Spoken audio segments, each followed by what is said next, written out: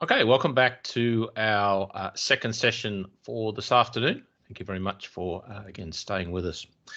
So before we go any further, let me just give you the broad concept here. So the idea is that we take our endpoint manager. Okay, so our endpoint manager here will basically push down policy to our iOS, to our Android, and to our Windows 10, and obviously our Macs as well. All right, so in essence, what we require in here then is the policy creation.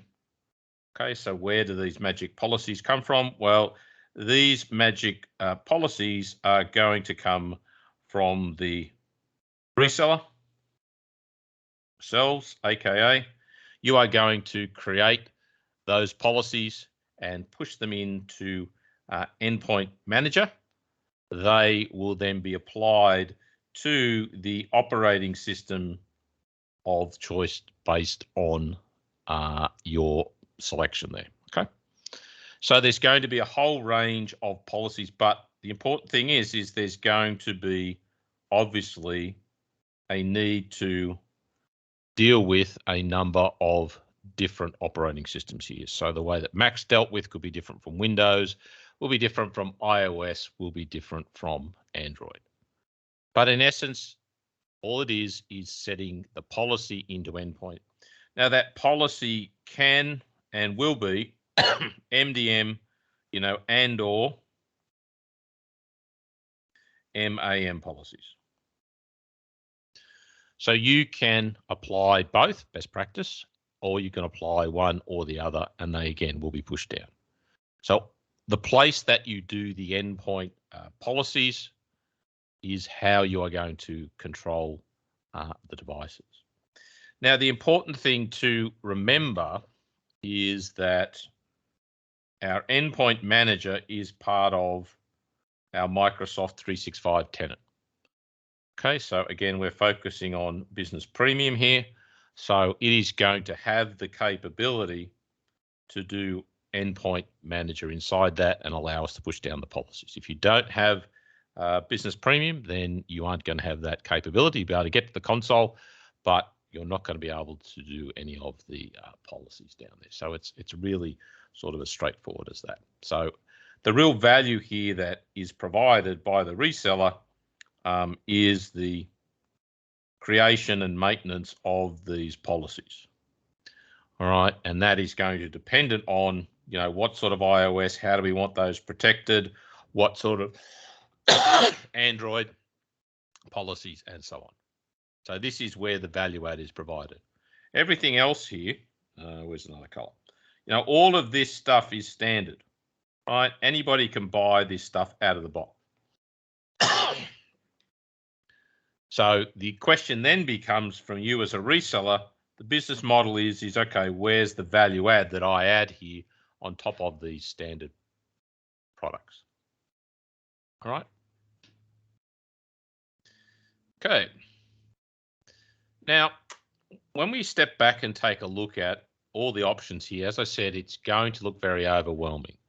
Now, the reason for this is that, as you can appreciate, most Microsoft technologies have come from the enterprise. They are enterprise first. So it means that, Intune and Configuration Manager and all that sort of stuff has come from an enterprise background. Now, excuse me, the idea with enterprise is that they are going to have generally the resources and the time and the effort and the money to implement all of this. Now, at this stage, I will tell you that the device management capability in Microsoft 365 is still in flux, right? So Microsoft is moving from the older Intune approach to a newer endpoint manager approach. It's not there yet. It's still got a ways to go. You are going to have to be prepared to deal with potentially a lot of options. So I'll give you best practices. I'll give you recommendations of what to follow, but I will 100% acknowledge here that there are lots and lots of options. Now, that is a good thing because it gives you that flexibility. So if you are looking for a single button press to do all this, this probably isn't the product for you. However, if you want that low-level granularity with an integrated environment with the ability to automate it using a variety of tools inside the same environment, then it's worthwhile investing. The other side of the coin is that as Microsoft moves forward, more and more of its investment dollars and its focus is going to be on Endpoint Manager and Intune. So the sooner that you learn this, be comfortable with it, the better off you're going to be. All right. So it's, again, like the group policy analogy. Back in the day when group policy came out, a lot of people were very hesitant to start using it because it was complex and it had issues and it had challenges and deployments, and you really had to plan it out. The same thing basically is here. So we'll run through basically all of this. No, AD is an identity management solution.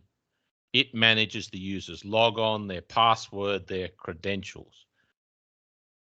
Microsoft Endpoint Manager manages the devices, right? The configuration of the devices, the deployment of applications onto devices. Azure AD replaces, right, on-prem AD. There is no reason, in my opinion, to have an on-prem domain controller anymore. There is no reason. There is no need for it. You can use Azure AD and the capabilities from the cloud to replace that all and give you more flexibility and more capabilities. So device management is the new way, is more a replacement for traditional group policy, and Azure AD is the replacement for on-prem AD. Okay. Benjamin says, one thing to remember with this is identity. Your management protection is there. They move between devices. There are variables. Yeah. So at the end of the day, that doesn't change, right? If you've got users that move between devices, but generally, what we see is most users use the same set of devices. They use a desktop, or a Surface PC, an iPhone, and maybe an iPad or something. Okay, yes, there are cases where they're using multiple devices, but that has decreased. Focus on the 80% first, I would suggest, before you worry about the edge cases. So we're going to cover all this in stages, but the main takeaway before we get into this is to step back and have a think about, there are lots of options in here.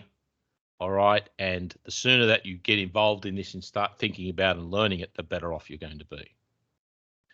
Now, as mentioned, the starting point is going to be Microsoft 365 Business Premium. That's what we're going to assume. It's got the licensing. It's got what we need. Now, when you get Microsoft 365 Business Premium or any Office 365 solution, you get an Azure tenant. The Azure tenant is the service which manages the AD, the users and the devices, right? So every Microsoft 365 environment includes an Azure tenant. By default, that Azure tenant will only be managing the users and a very basic device management capability, but it is all included in there. So it manages Azure AD, which allows us to do basic management of users and devices. Now, when we look at our devices, okay, so another question here. The global admin account I use to enroll the devices needs a license. So again, I will point you to the fact that licensing questions, please ask the good people at Ingram. My best practice is every license, including the administrator, needs to have an Intune license. All right, you should not have unlicensed users, especially unlicensed admin users in your environment. If you have a management user inside your tenant, that should be fully licensed so that it can do exactly the same thing as a user. Now, Intune has something called enrollment managers that you can use, okay? But in essence, if you want to interact with Intune, you will need an Intune license of some way, shape, or form. My advice is that the administrator that you use needs to have a full license equivalent or better than every other user in your environment. Okay. So again, any licensing questions, please refer that to the good people at Ingram. Otherwise, we'll look at stopping this and we'll focus on licensing. Okay, so please let's look at the technology here and how this is all capable. And again, assume a base that every single user I'm talking about has a Microsoft 365 Business Premium license that includes Intune. All right, so we have Azure AD and we have it managing our users and devices. So the first sort of device to think about is completely standalone. It's not joined to Azure AD. It's just out there floating out on the internet. It's running, for example, Windows 10 Home. It can't connect to Azure AD. It has no compliance capability. It has no MDM and no MAM. There is nothing managing that device. The way the user gets access to information is typically via a browser. That's it. Okay, so they're not enrolling their device. There's no management. There's no policies, but they can still access information, as you know, by going to a browser. All right, so starting as the most basic device is unmanaged. The next option is what they call registered. So a registered device, we're talking about just Azure AD at this point, has no application management, has a little bit of compliance, has no MDM, and it is logged into using a local account. So when you buy a PC from the shop, it will typically already have a user on it, a local user that was created at the point of spin up by the people in the shop. And then you can then join that device to access Microsoft 365 services. But when you log into that device, you're still logging in with the local account. So you get the flexibility of having a local account with local resources, the local Windows Store, games, apps, whatever. But you can also still access Microsoft 365 services like email, SharePoint, OneDrive, and so on. So this is called a registered device. The difference is that when you log into a registered device, you're using a local account. You're not using an Azure AD account. Now, these are less and less and less common, but this is probably your BYOD scenario. A user brings their own device, they log into it with a local account, but they want access to, remote information in Microsoft 365. So if you go into Azure AD, so go into portal.azure.com, go into the AD for that environment. Under there, you will see an option for devices as highlighted here.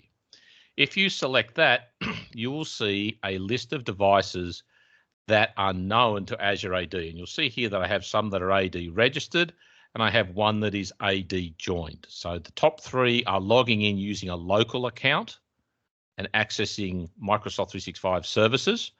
And the desktop is logging in directly as Microsoft 365, right? So that is the difference between the two. Now, if I select any of those devices, I get some very, very basic device management here. You'll see that I get the device ID, I get the object ID, the operating system, some very basic capabilities and information. And then down the bottom, I also get the ability to have the BitLocker keys. So if a device is Azure AD joined, then the BitLocker keys, hopefully you've got BitLocker set on that device to encrypt the drive, that is then copied up into your Azure AD so that they are available if need be. And that has got me out of a jam in a couple of circumstances, I will admit. So again, if we have a look at our demo environment, all right, so if I go into portal.azure.com here, and again, you can go to this in any of your existing tenants.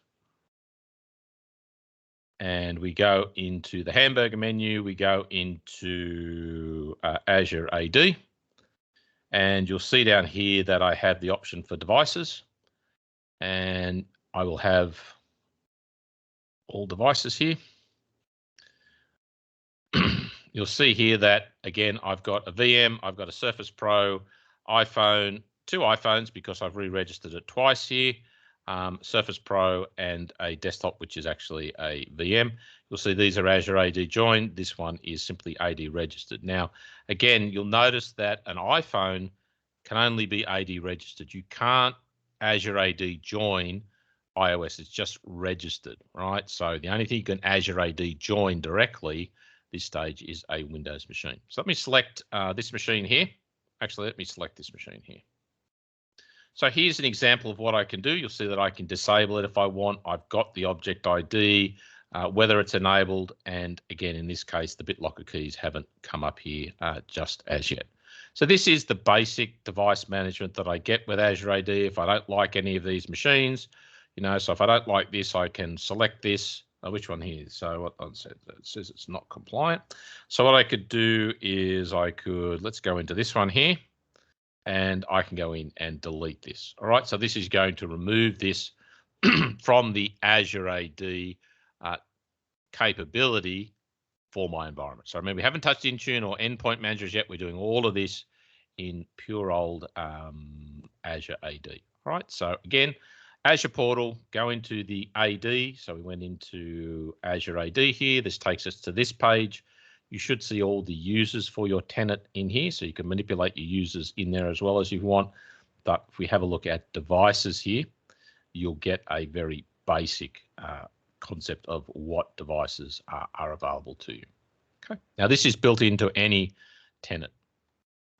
Now, as I mentioned, the Azure AD without Intune gives you a very, very basic management capability. Very, very basic. Always has, but it is very limited in what it can do. Now, the challenge today is that Microsoft wants you to use Intune. They don't want you to use this older incorporated device management, but it is still actually there if you want to go in and configure it up and set it up. But you will have to know the direct URL, which is listed on the slide.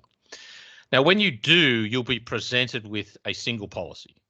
So this is one of the limitations of just pure AD management, Azure AD management.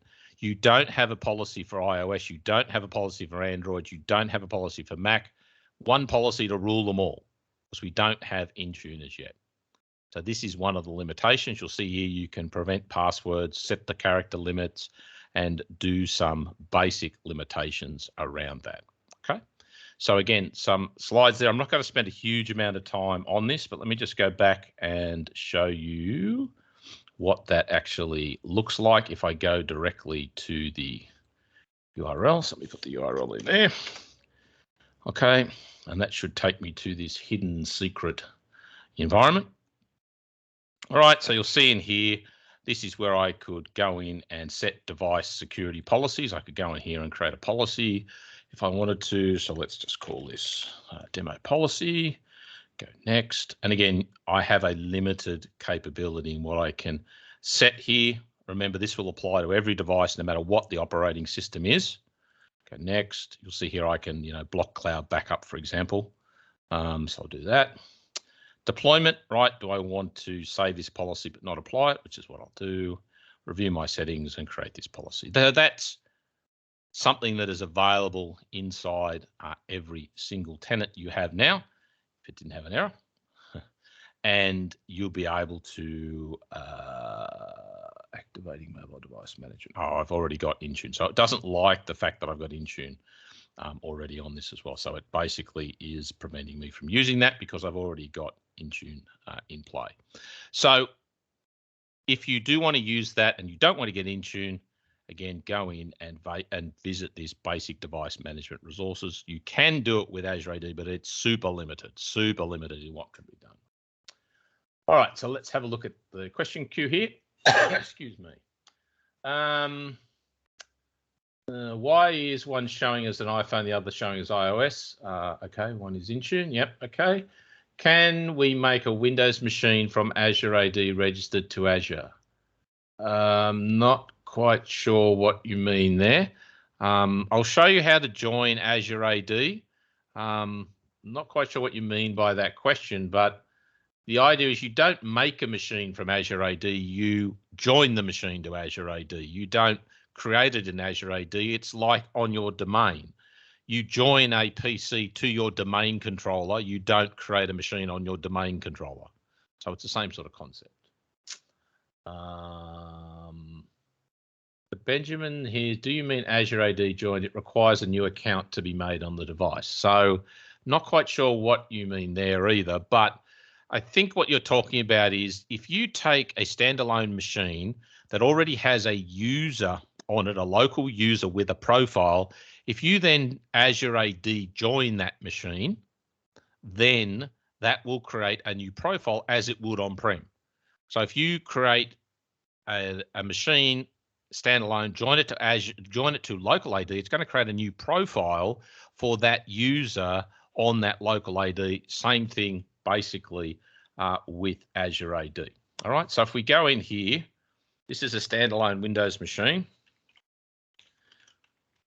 All right. So this is just a standalone, clean out of the box, Windows 10 Pro standalone, as the VM machine says. If we go up here and go to user, go to change account settings. All right, you'll see here's the user. You'll see it's a local user. I've already got a local user account called administrator. So what I do to do Azure AD, I will select access work or school. I will select the option to connect this to my environment. Now, the trick for the uninitiated is not to fill in the email address at the top there, but to go down the bottom here and select the option to join this device to Azure Active Directory. Now, if I select that, what it's going to do is it's going to ask me for a login, right? A user login to Azure AD. Okay, so by default, any user is going to be able to join a device to Azure AD. So this is an Azure AD join that I'm doing right now. And put in my password.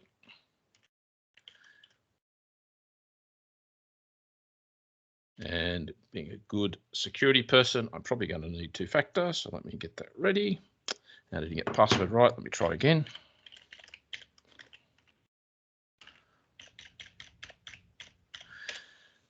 Let's try again. Get my ID thing ready. Where are we? It needs it. So what it's doing now is it's basically doing like a similar environment that you had on-prem. It's joining, registering the machine, and connecting it to Azure AD, setting up the SIDs and the security and the trust between this device and Azure AD. Now, because this is a virtual machine, it might take a moment or two longer to do this. I'm running this on a pretty underpowered host here in Azure to save a few bucks. So if it doesn't come up shortly, I will continue on. But basically, that's what you should be doing to connect. So here it says, okay, you're about to join this organization. Okay, is that right? So yes, that's good. I'm happy with that. I'm going to join. And it will now appear in my list of devices if I go and look at the Azure AD. So I'll see an extra device here of whatever this device name is in my list there. All right, so I'm all set. It's now joined. Now remember that it's now joined, and what I would need to do here is I would need to sign out. Okay, so I'm going to sign out as the local user, and when I go in here, what I'm going to do now is sign in as another user, which is my Azure AD user.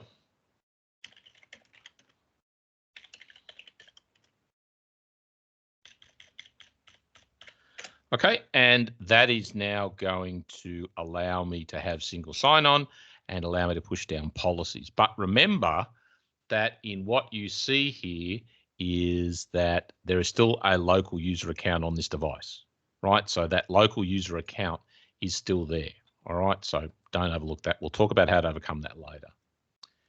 Now, my advice about using that Forens IT tool is not to use it. You should not migrate profiles, even on-prem, because 9 out of 10, that works fine. The 10th one has all sorts of problems, and you waste any time that you saved, right, by using this migration tool.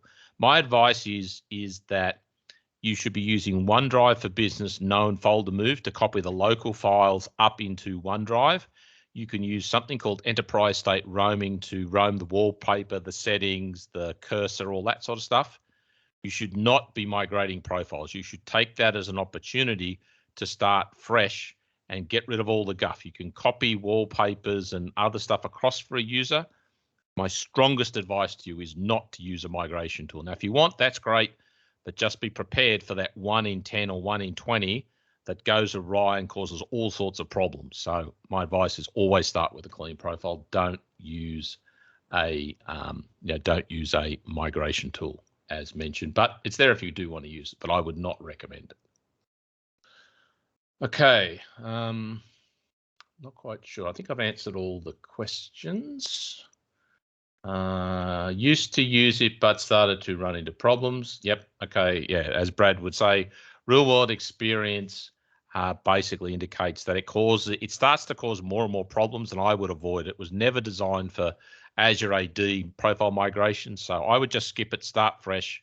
You're going to save yourself so much time, and it's not really that difficult to recreate a new profile. All right. Any other questions before I move on? I think we're all good. All right. So I've talked about Azure AD, right? So that is without Intune. Everything I've talked about is without Endpoint Manager, without Intune. That's what's possible. You can do a little bit of basic management there. Now, the next thing to introduce is Endpoint Manager. Okay, so Endpoint Manager encompasses, as we talked about, this concept of Intune. Now, Intune allows you to push out, firstly, device policies. Okay. So what's going to happen here is that our Azure AD is going to hand off its device management to Intune because it knows it is there. And then we are going to start running and implementing policies, right? We're going to enroll our devices into our Intune capability. So we need to set up this capability so that Azure AD will hand off its device management capability to Endpoint Manager and Intune, and we do this via enrollment. Now, luckily, if you go into your Azure AD and look at the option for mobility, MDM, and MAM, as noted there, you might see something that looks like this. Now, if you see this, right, after selecting that, you haven't got Intune in your environment. But if you see this, then you do have Intune in your environment. Now, what that's telling you is that the management is going to be done by Intune, and you'll see that you can scope that enrollment in Intune to either some users, a group of users, all users, or none at all. And you can do that for both MDM and MAM if you want. So if we go back to our demo world here, go back to our Azure AD. Let's go back to our Azure AD. Let's go into the mobility down here, so MDM and MAM. Now this tenant does have Intune, so we do see the Intune icon there. We select that and we are taken to that familiar screen. Now, if you do get problems with enrollment for some reason, go in here and make sure that this is set to all. So what that means is when a device is joined to Azure AD, like I just showed you with the virtual machine, it will then automatically hand it off to Endpoint Manager, right? So this needs to be set here. Generally, it is out of the box, but if you do get issues, it might be set to some or might be set to none. Then you won't get this automatic handoff, but you want to make sure that it is set to all as I've shown here. All right, so again, if you do get issues, first bit of troubleshooting is go in and have a look at the Azure AD option, all right, mobility, MDM, and MAM, and make sure that you can get to this screen and they are both set to all, okay? Now, once it has done that, if we then go into our Endpoint Manager, we will see our devices listed there, right? So if we go back to our demo machine here, you'll see that if I go to my Endpoint Manager, which I've got here, go into devices, I will now see under all devices that all the devices in Azure AD now appear in Endpoint Manager.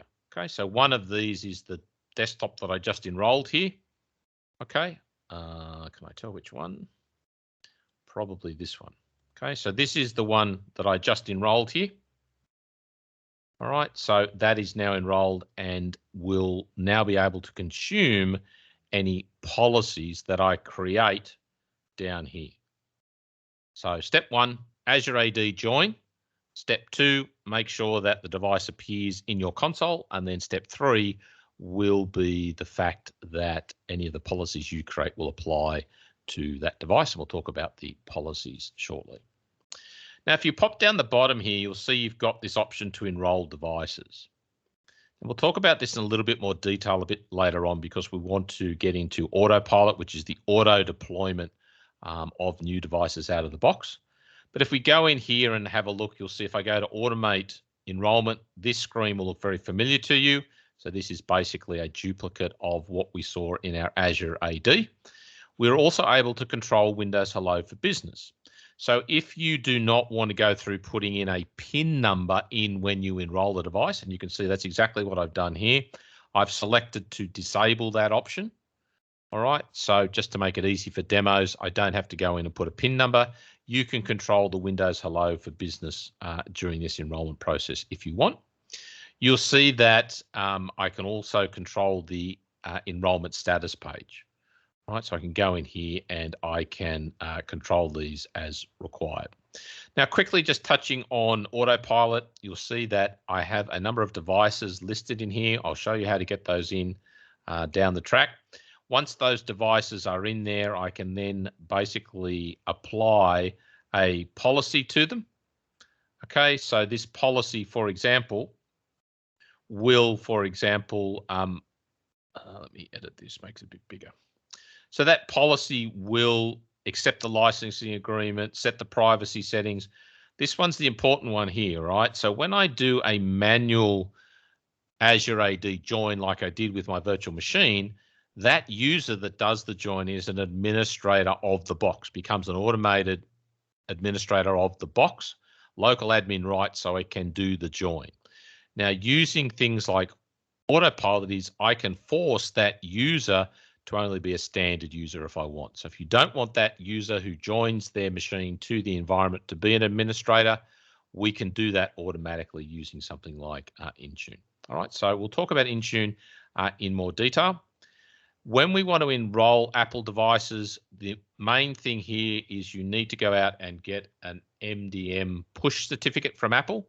No cost to doing that. What you'll need to do is you'll need to basically follow the bouncing ball here. You need to go and download the CSR, the certificate request. You then need to create a push certificate, which you'll have to get from Apple, and that Apple will require the CSR, the certificate request, and you'll have to put an Apple ID in here that matches that certificate. So let me see if I can remember my password for that and get in and show you.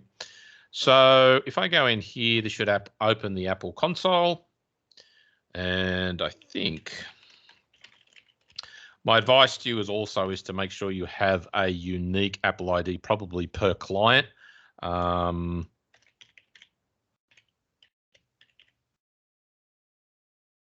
see if that password works. Didn't think so. Okay, let me just try once more.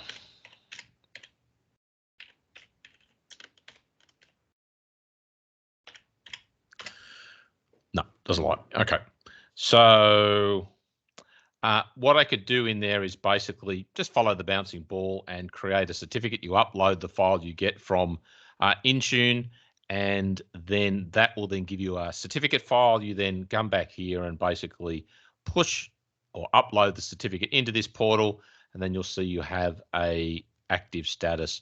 Now that management certificate allows management down to the device level on an Apple device from Intune. So it's basically creating a trusted channel between Intune and Apple devices, and to do that, you need a certificate.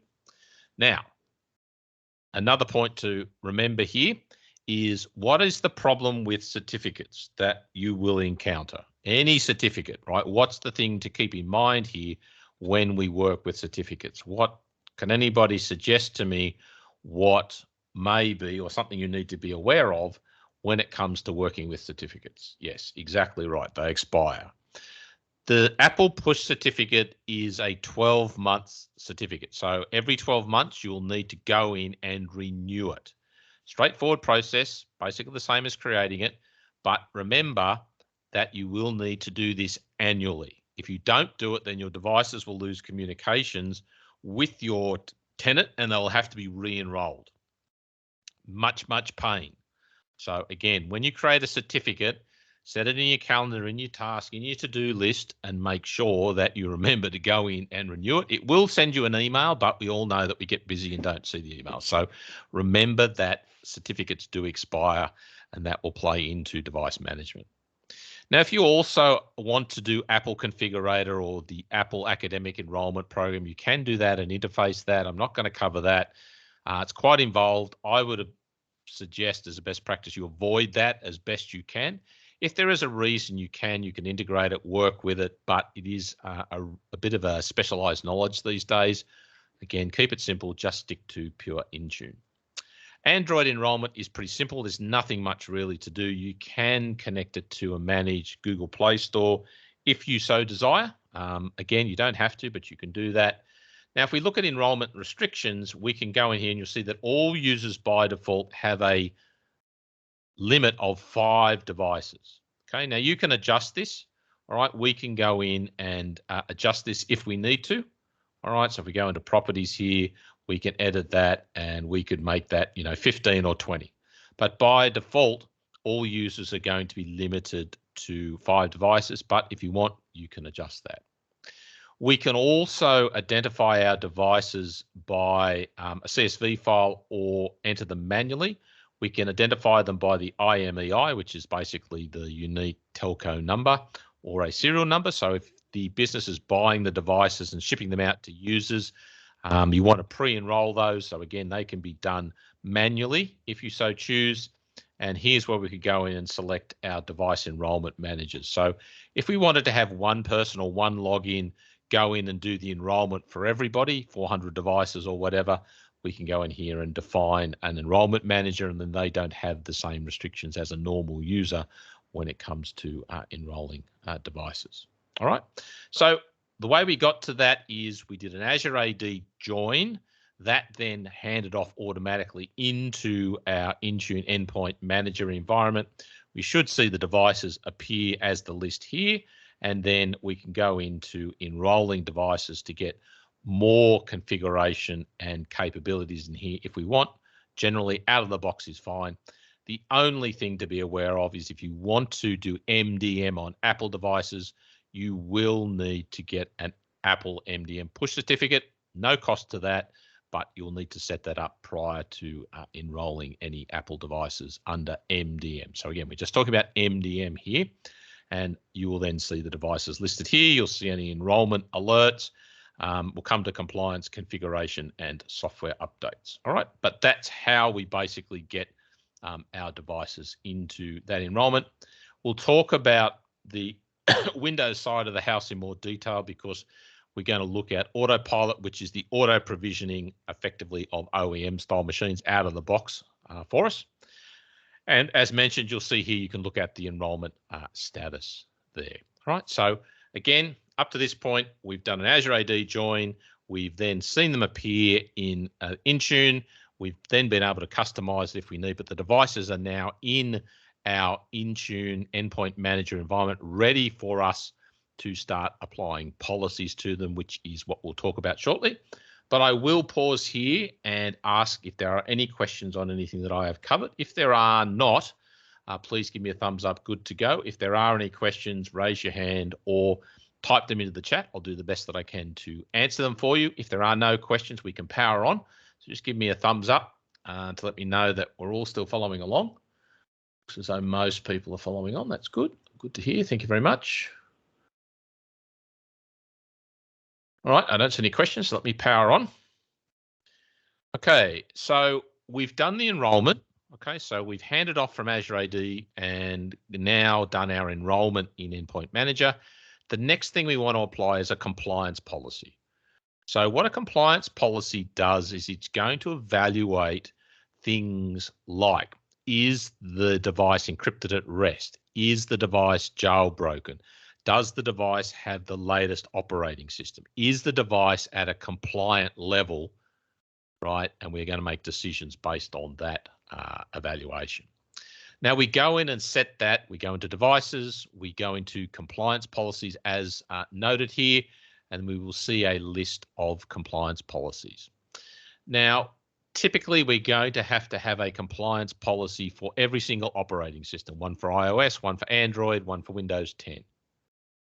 But you may also have additional compliance policies. So maybe you have a compliance policy for field staff, which is different from your office staff, who are different from management.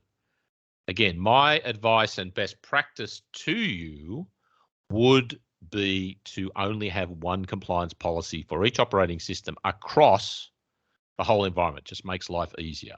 And again, start off with one policy and add more later, but don't go berserk, because it makes things very difficult to track down if there are any issues. So Bill's asking, is the Autopilot enrollment page supposed to show up after a feature upgrade? So Autopilot is not an upgrade item. It is a OEM out of the box deploy, which we'll cover. So when you run up a Windows machine today, you know how it goes through and says, what keyboard do you want? What country do you want? Agree to all these options, yada, yada, yada. That's what Autopilot's doing. Okay, it's not doing a Windows 11 upgrade. So Autopilot is different from upgrades. How does the built-in compliance policy come into play? Well, that's what I'm covering right now. So my advice to you is to basically create a compliance policy for each operating system. And the way that you do that is you select the option up the top to create a policy. You'll see you can choose from Android, iOS, Mac, Windows 10, pick the operating system, and then go in and fill out the required options. So in this case, you'll see that I can require BitLocker for my Windows 10 devices. So if we go in here and have a look, let's go into our devices and go into our Windows platform, and let's have a look at compliance policies. All right, so you'll see that there are no compliance policies here already. So let's go and select a compliance policy, go in here and say Windows 10, go create. All right, so let's, and again, one of the other things I will recommend to you is to have a good naming convention. So you get into a lot of trouble if you call everything test. That's very hard to troubleshoot. So you'll see here that we can go in and have all these settings to determine, minimum operating system, whether it requires BitLocker, the system security here, the password, require a password, and what sort of encryption do we want. So let's go in here and say it's got to have a firewall, TPM module. Well, actually no, because there's virtual machines. It's got to have AV, anti-spyware, Microsoft Defender. Let's have that as well, and real-time protection. That'll do us. And then go next. Now you'll see here that this is the action for non-compliance. What am I going to do if it's non-compliant? We'll see here the first option I've got is simply mark the device as non-compliant. There'll be no action. It won't block it. It won't erase it. It won't kill it. It'll just say, I've determined that this device is non-compliant. Now we can go in here and add the option for, send an email to a user and retire a non-compliant device, right? Probably not what you want to do. You don't want to retire it immediately.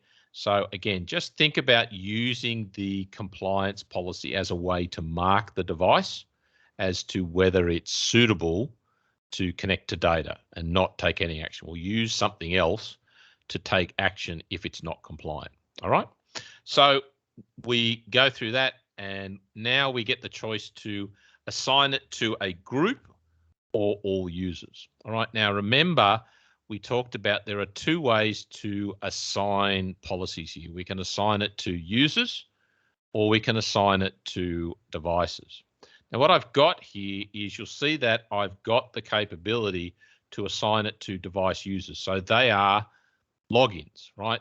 Effective logins. But what I can also do is I can actually have a security group, which is actually the actual physical devices, right? The Windows devices, which is what I'm going to do here. So I'm actually targeting my compliance policy at Windows devices rather than users. Okay, you'll see that I can also exclude users. I go next, and then I would go create, and it would then apply that to my devices. Now, how did I create that group? Well, if I go into groups here, you'll see that I should get a list here, and I find my Windows devices, and I go into the properties, And the way that it works is that it's using something called a dynamic group. So you'll see here, see dynamic devices. And the way that it's doing that is basically using a query. So it's querying the Azure AD, looking for machines with an OS of Windows. Right, I put a query in there to do that. And then what it's doing is it's populating that group based on the dynamic results of that query. So I have been able to target devices. So again, what we need to think about here is, where's my devices? So if I target my devices, first step is once they're enrolled is to go in and assign them a compliance policy. Okay, and when I target that compliance policy, am I going to target it at users, which is typically what you're going to do. But if you want, you can also target it at devices, but you'll need to set up those security groups beforehand. Right, so this is where good management, good thinking is going to make a big difference here. Is okay, how do I want these users? How do I want these configurations set up? Now, what you may also see in here is what's known as an inbuilt compliance policy. So if you don't apply compliance policies, Microsoft will apply or will create them automatically. Where do we see that typically coming from? Well, for example, one of the ways that that can be generated is, if we go back to our Azure portal, is if we use conditional access. So conditional access allows us to, for example, make decisions based on the compliance of our devices, right? So if I go in here and create a policy, right, I won't get into this too deeply, but if I go into the conditions, I think it is, and go into the device state down the bottom here, whoops, sorry, wrong one, go into device state, right? So again, you'll see here that I can configure the state here, right? All device state, blah, blah, blah, and maybe I have to look it up. I can't remember off the top. I never remember off the head. So that's the exchange, and maybe it is down here. There it is, sorry. So you'll see here that there's an option for require device to be marked as compliant. So the settings and the policy outcomes from Intune and Endpoint Manager can also be consumed in your conditional access. Now, conditional access policies are part of Microsoft 365 Business Premium, and that's why, again, I would focus on that as your minimum SKU so that you can use conditional access policies to block devices which aren't compliant from connecting to data. All right, so compliance policies is something that we mark using Endpoint Manager and Intune, but we can also consume that marking in other areas such as our conditional access as well. All right. Okay. Let's go back through our queue here quickly before we take a break. Will a device marked as non-compliant stop receiving configuration profiles? No. The idea is it's just out of the box.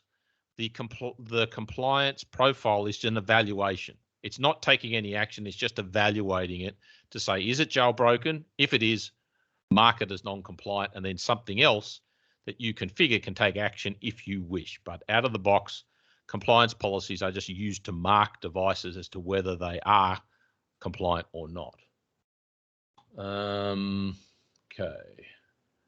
I think if you can see the enrollment stuff, it may mean that you have not set up MDM Authority properly. Not quite sure what that's referring to. Will a device marked as non-compliant? I answered that one. We have some PCs feature update yesterday, and autopilot enrollment page showed after reboot and login. Not quite sure what that means. Did you change the convert targeted devices to autopilot setting? We're not, again, don't focus on autopilot just yet. We'll do a whole session on that, a deep dive. Let's just focus on the manual adding of devices for now. Don't worry about autopilot just yet. We will come to that, but we need a basic understanding of device management, Intune, Endpoint Manager, as if it was a manual process before we start talking about autopilot. So let me put a pin in that, and we'll come back and talk about autopilot in more details. Under the enrollment, reuse, not sure what the ESP page means. So the enterprise, that page that we talked about, if you're talking about the enrollment page, again, autopilot, we'll come to that. We'll spend more detail talking about that in autopilot. Let's push that off to discussion about autopilot. Okay.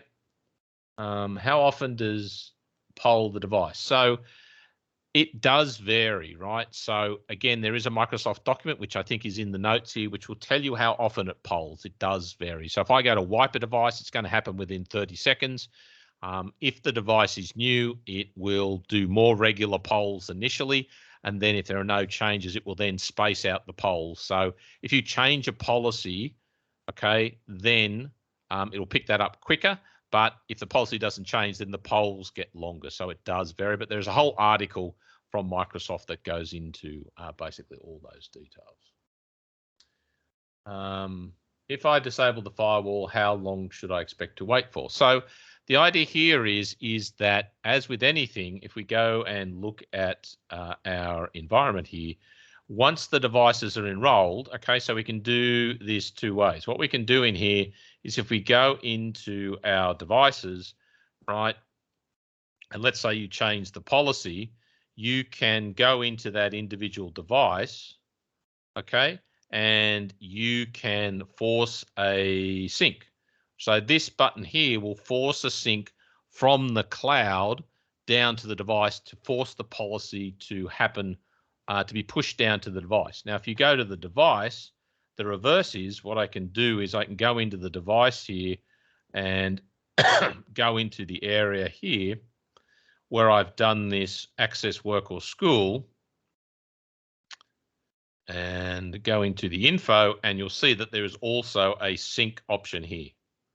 So you can push the new updates down from the console, and you can pull them down from the device manually if you wish. Otherwise, you can wait for them to go through a normal polling process. So if you want something to happen immediately, go in and push it from the console, endpoint manager, and then also pull it from the device if you can.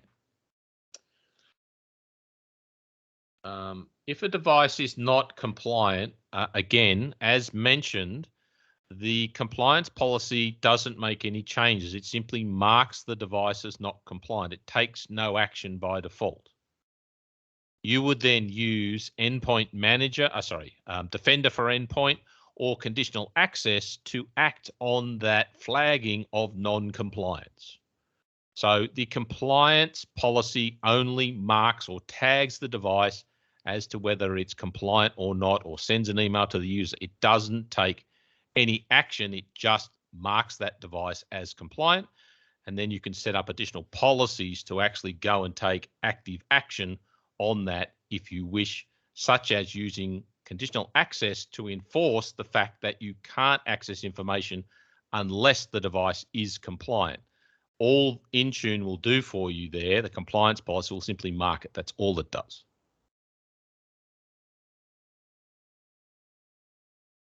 Okay. User is a local admin. They disable Windows Firewall. After 24 hours, compliance policy can force. No.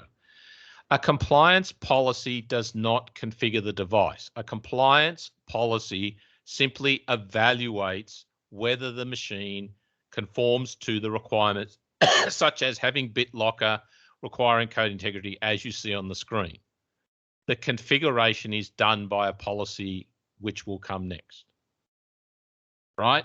Compliance policies do not make changes to the environment. They simply evaluate the environment to determine whether it meets standards.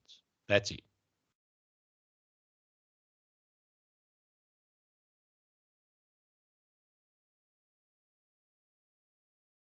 No, conditional access is a policy which determines whether the machine can access data. It doesn't turn on capabilities. It doesn't configure capabilities. It simply determines whether a machine can access the data. If you want to turn on a firewall or turn off a firewall, you need to use configuration policies, which we will talk about next. Compliance is evaluation. Conditional access is determining whether you are able to get access to data.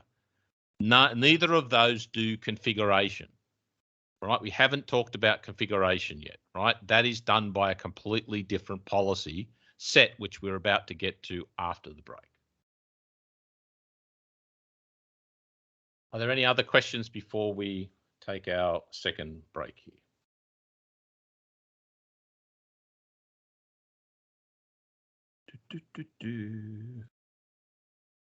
All right, so if everybody's happy, just give me a thumbs up. Good to go, and we'll take a 10-minute break. Okay, all right, so I think we're finished with questions.